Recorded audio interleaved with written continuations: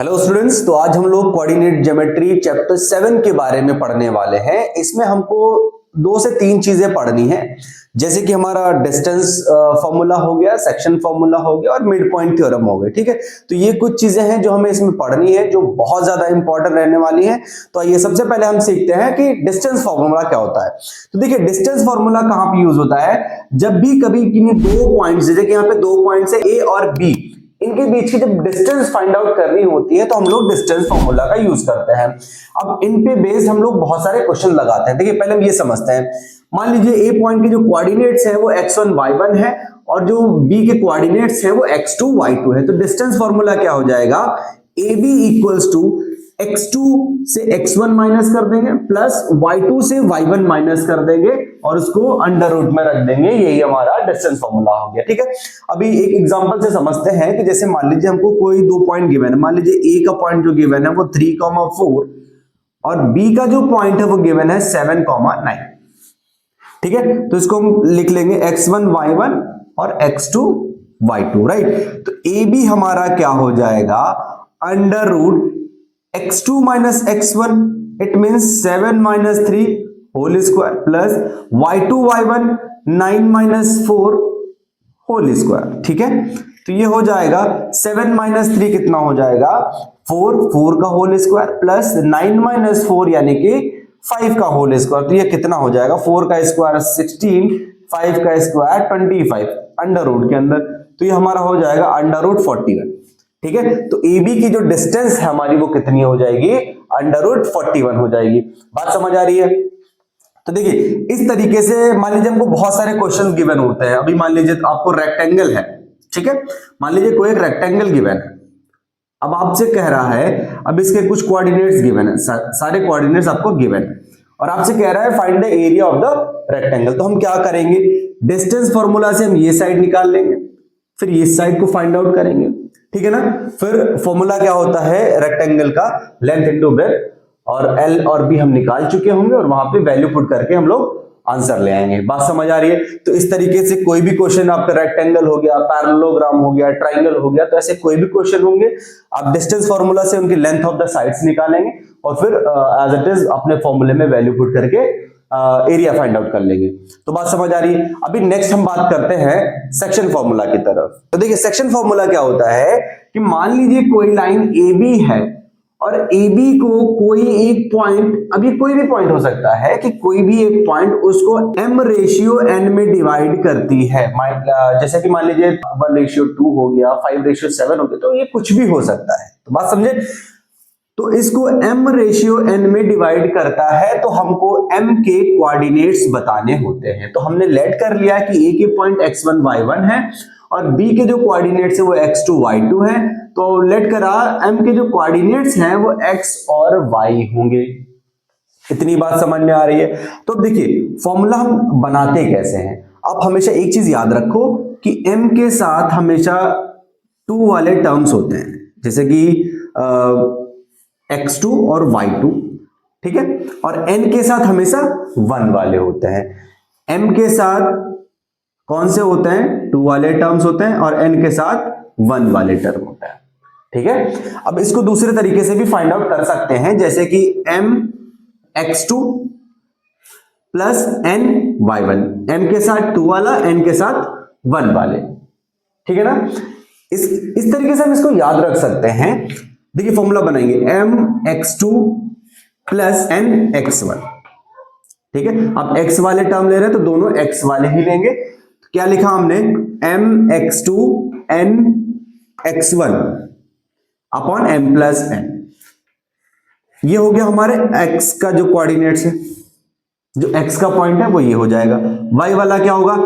m y2, मैंने बताया ना m के साथ 2 वाले रहेंगे, n y1 upon m plus n।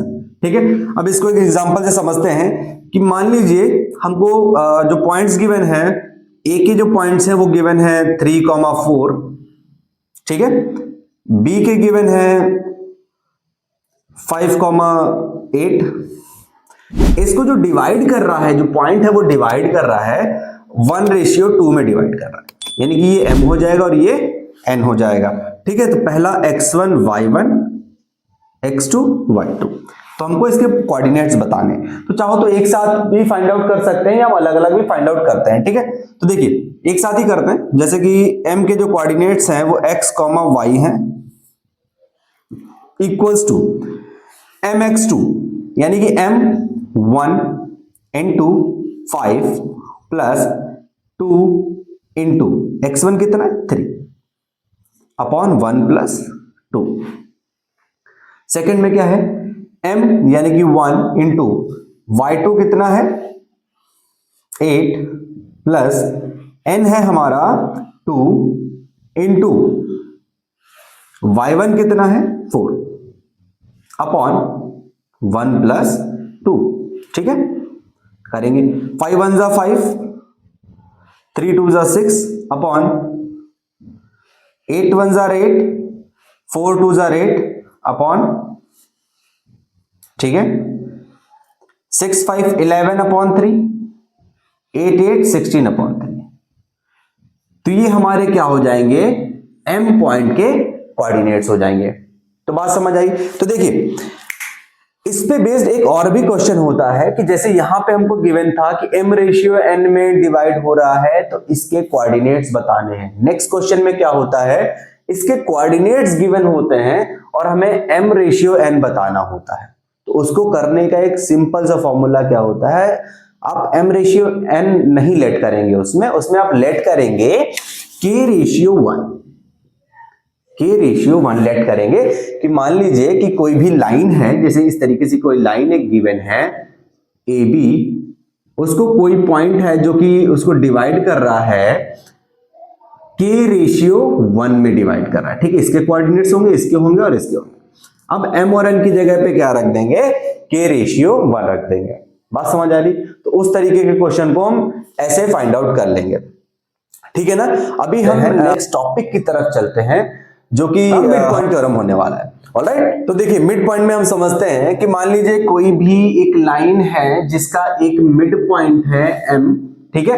अब उस लाइन में जो दो पॉइंट्स होंगे उनके कोऑर्डिनेट्स आपको गिवन होंगे, ठीक है। और आपसे कह रहा होगा कि एक पॉइंट है जो कि m है और m जो है उसका मिड पॉइंट रहने वाला है, ठीक है। तो मिड पॉइंट फाइंड आउट करने के लिए हमारे पास एक फॉर्मूला होता है x1 x2 का हाफ y1 प्लस y2 का हाफ, ठीक है। तो मिड पॉइंट हम कैसे निकालेंगे, जैसे हमको x की वैल्यू निकालनी है तो x इक्वल्स टू हो जाएगा x1 plus x2 divide by 2, y की वैल्यू फाइंड आउट करनी है तो y1 plus y2 divide by 2, ठीक है।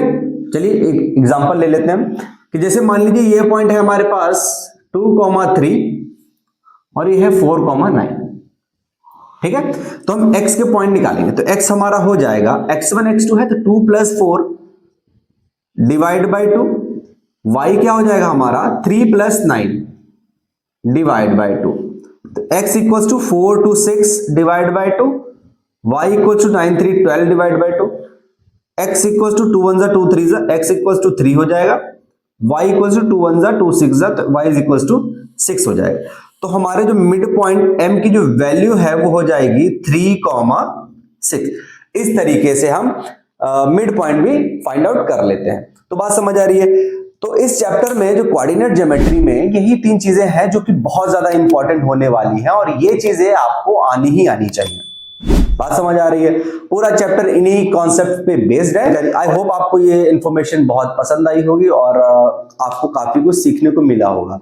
अगर सीखने को मिला है तो लाइक कर दीजिए, चैनल को सब्सक्राइब कर लीजिए और जिससे आपको आने वाली वीडियो सारी टाइम टू टाइम मिलती रहे, ठीक है ना।